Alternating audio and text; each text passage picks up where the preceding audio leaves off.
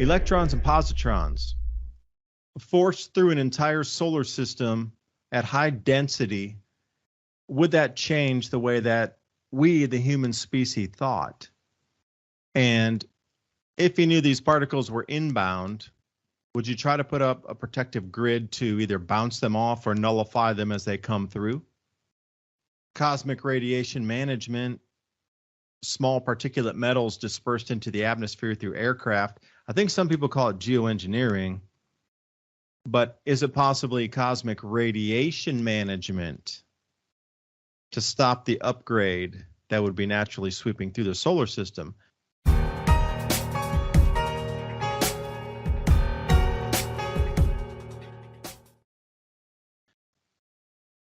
I'm trying to send Ransom the Galactic Cross as we speak here, because on the break I was looking at Douglas Vogt's work, but stumbled into Randall Carlson's, which is interesting, because Douglas Vogt's talking about a 12,000-year repeating cycle of geomagnetic pole shift after a micronova from the sun.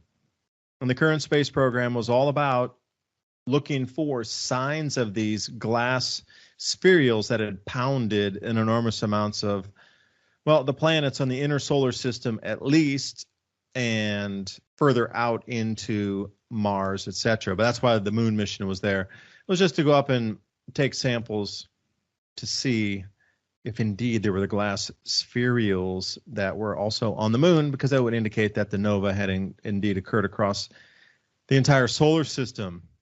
But even ideas like this, where we're going to discuss timelines, geomagnetic pole shifts, etc., grand solar minimums coming in, especially with the new infrastructure bill and Biden's infrastructure bill, they want to limit what you can talk about with the climate, what you can talk about with the effects of the sun on our civilization as it ebbs and flows through great kingdoms, empires collapsing in just a blink of an eye. And you need to ask why. Well, if you ask why, that's not allowed any longer. After COP26 and the G7 meeting, they're going to try to limit voices talking about the effects of the sun on empires. I wonder why. Because we're coming into another one of these grand solar minimums amplifying now, which is now affecting food production. And you see how governments are responding, but you're not allowed to talk about that. Discussions about the Galactic Cross. Discussions about collapses of the Hittite empire and Harappa and the Fertile Crescent, and why it's changed over time, and why all militaries are looking around North Africa again as it gets wetter with the shift in the North African monsoon. A new agricultural grow zone emerging. And, you see, Ransom, where it's going is, grand solar minimum is going to be front and center. It's already begun front and center in your face right now, no longer hideable. These extreme events that we're seeing. What is this, the third time that we've seen hundreds of thousands of automobiles pelted by hail, smashing through windshields, etc.? When we start to see events like New York, the first time ever, flash flood warnings in Queens, flash flood warnings downtown in New York, in the Bronx. And then the Perseid meteor shower was 3 times larger and 3 times more bolides coming through the atmosphere than they anticipated. And at the apex, I think it was around 270 per hour, which is way more than they were around 80 to 90. So we're coming into energetic section of space around us as our solar system transits through this spiral arm, but we're coming into a debris-heavy area as well. So all these things adding up, globalists want to keep people naive. They don't want you to have the information of cycles and how things repeat, and why empires collapsed, and why civilizations rose and collapsed. Food.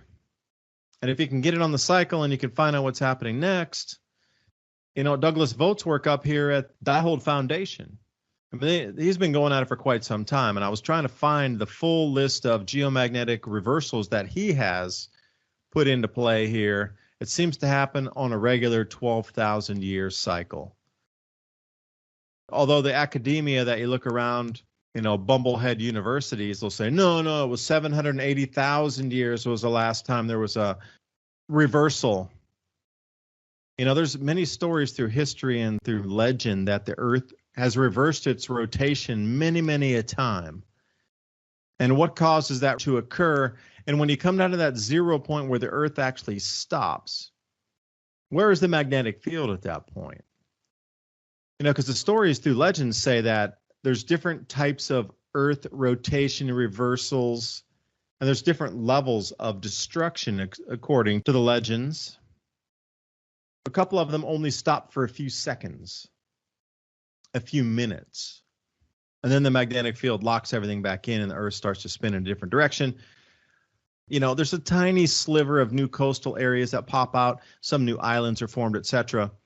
But then, you go into level 2 of this where they're saying, well, the Earth's magnetic field ceased and our crust was moving across the mantle here for some hour or so in different directions. And then the middle of the ocean suddenly popped out as a new area. If you look at the ellipsoid Earth, it's not a perfect circle. So when the gravitational forces start coming off again, new areas just pop out of the ocean. Ransom, you talked about that before we went on break here, the 780,000 year. And why is it right now that there's a massive amount of polar reversal news articles hitting the airwaves here? Well, what do you think it is? Because 2 years ago, you never heard about it. Carrington events, coronal mass ejections, polar reversals, magnetic polar reversals, whatever. That's all happening right now. What is this bevy of magnetic reversal awareness coming into the news in the last 2 months? Well, it's pretty bizarre because I read this whole article and surprisingly, they tell you some truths in here, but nowhere in this article does it mention a grand solar minimum. It does talk about the magnetic field reversing every 11 years on the sun, backing up that we've had some major magnetic reversals where the actual magnetic pole reverses with the other one. The north becomes south and south becomes north. And they go in this article and they talk about all kinds of stuff in here, but what they leave out, it's really funny. They talk about Iron Age building, Jerusalem, Babylonian armies burning down, and artifacts having magnetism that tells them that the magnetic field was the same as it is now. But then they get deep in here and they just tell you these weird truths, admitting, there's a big thing about the layers of the Earth. The scientific model that they try to teach people is this a jawbreaker style chart of these perfectly cylindrical layers that go to this liquid molten center. In this article, it actually talks about something close to the Anunnaki stories where it talks about a planet Thea crashing into the Earth and making our moon, and possibly that the magnetic pattern is off on Earth and this might contribute to these flips. But here it kind of hides right in here where it says that there are two masses underneath the Earth's crust of different sizes, admitting that their scientific model of these cylindrical layers is really not the truth. So I'm surprised they even put that in here. But like I said, they don't say anything about a grand solar minimum. But what they do is give you a deception in here. It talks about how there's no evidence that solar reversals or even grand solar minimums for that fact have any bearing on human civilization. But it does admit that, cosmic rays and protons and atomic nuclei deep from space would add to extinctions, noting that some geologists, talk about the correlation of these time periods with mass extinctions. But in the same article, it says that our human ancestors on Earth have been through several of these and that there's no obvious correlation with human development, except for that's actually opposite of the truth. I mean, there's plenty of papers and literature out there that say exactly that whenever these reversals happen and grand solar minimums happen, that there's a setback for man, a civilization ending type of cycle here. So there's a lot of truths and deception in the same article for someone reading this.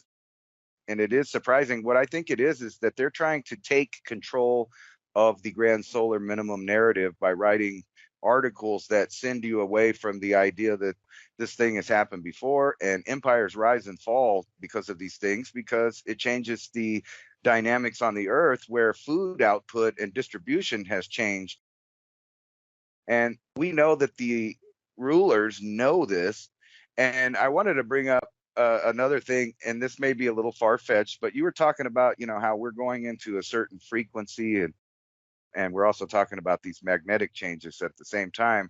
But the effects on human beings and I just wanted to throw this out there to kind of link these articles. I'm reading another article about, if there had been an industrial civilization on Earth, would we even know it? And the article goes on to explain how, they could have rose technologically and fell millions of years ago, and we'd never even know it. It would just be another spike on the cycles, which is funny that they bring that up. But what they don't say is if it's true that an industrial civilization is producing so much CO2 that they would destroy themselves and put the planet into a runaway greenhouse effect, that absolutely proves that if there was, by the same scientists that are writing this article, if there was a civilization, they would have destroyed the Earth. So obviously that didn't happen. If one is true, then the other isn't true. So let me talk about energetic changes. Cosmic rays are energetic particles of the creator from the creator, sped through matter to shift and age, if you will. So 85%, I'm actually reading a chart here. I was looking at the composition of cosmic rays when you mentioned that, the spirituality, and then coming back into what is spirituality and how can that be modified. If the thought's not there, then it takes a physical substance to push the resonant frequency of the brain to move to a different thought process, or electrical conduits in the brain to shift into different circuitry that actually illuminates or pushes in this great awakening of people. Is it a free will? So many of the mystic schools say it's a free will universe, but when you have these regular outbursts from either stars on the novas or from the galactic core itself, I think the Mayans called it the Hunab Ku is the name of it. We call it the center of the galaxy, the black hole. It has a pulse also. So the heartbeat of that center of the galaxy pushing out different types of frequencies that then affect the stars in the local systems that nova and send out energetic particles out through planets.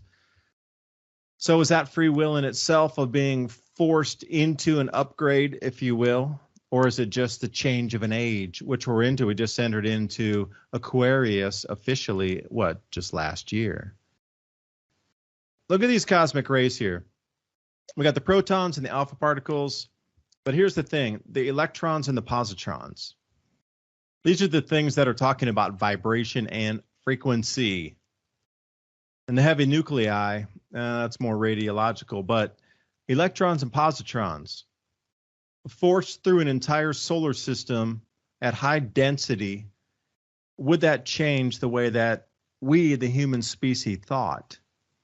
And if you knew these particles were inbound, would you try to put up a protective grid to either bounce them off or nullify them as they come through? Two possibilities, 5G, or what we see as cosmic radiation management, small particulate metals dispersed into the atmosphere through aircraft. I think some people call it geoengineering, but is it possibly cosmic radiation management to stop the upgrade that would be naturally sweeping through the solar system, which puts at odds again, with this free will thing here. So if the blast of energies and cosmic rays are coming through on the spiritual side, uplifting, changing the human frequency, is that really free will? Do we need to push back? What's going to happen with the elitists that have this top-down pyramidal control for so long?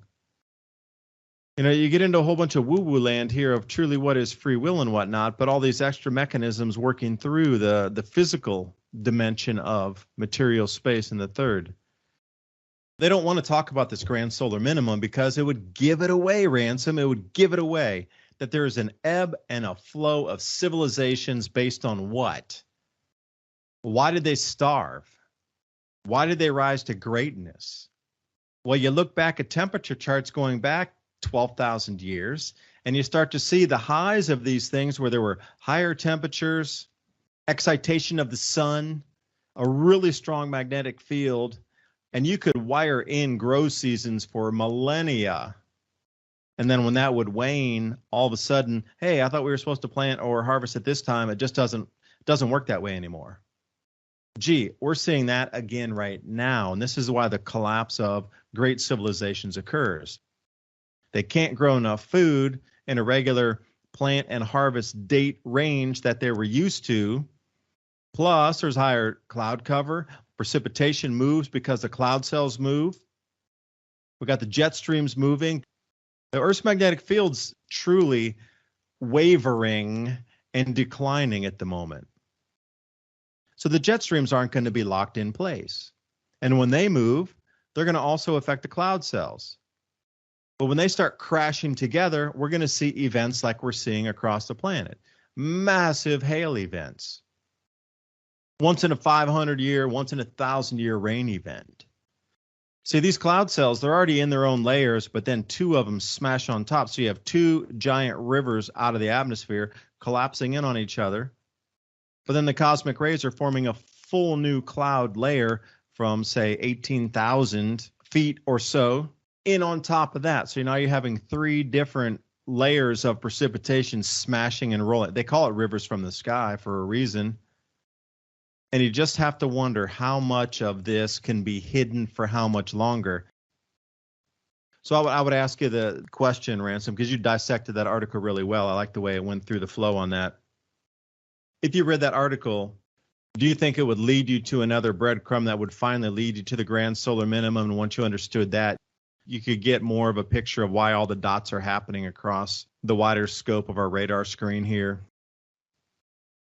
Yeah, absolutely. But beyond more than that, even if I had never heard of the grand solar minimum, which wasn't even listed in there, I would start thinking about the things that they said in there and what kind of changes that would be. Seeing how I'm me, and maybe I'm not like other people, just while you were talking about all of that, about blocking frequencies, I'm looking at Drudge Report and just thinking about the things we've talked about tonight about reducing food, reducing distribution, crackdowns on society. I'm forced back to this thought of what I've learned throughout history of mankind. Which is when we peak at a society, certain things start to happen, which is the dissolving of economics. And one important factor that I think maybe a lot of people are overlooking is proof in the pudding that we are indeed transitioning to the next phase. We're at the plateau right now because you got to keep in mind that any kind of change that's happening to society or biologically to a human being or spiritually is not really going to happen to the adults that are alive right now. It's going to be happening to the children. Mutations don't show their change until the child. So even if you got a changed gene in you, it's not going to be you that expresses that gene. It'll be the child. What I'm getting at is if we're at one of these times, like any time in the past, where one group of Homo sapiens kind of disappears and another one pops up with new skills and new things, and if we truly are going into that, you might see things like the reduction in food, that necessarily means a reduction in population, and the children are the first to disappear in such a society.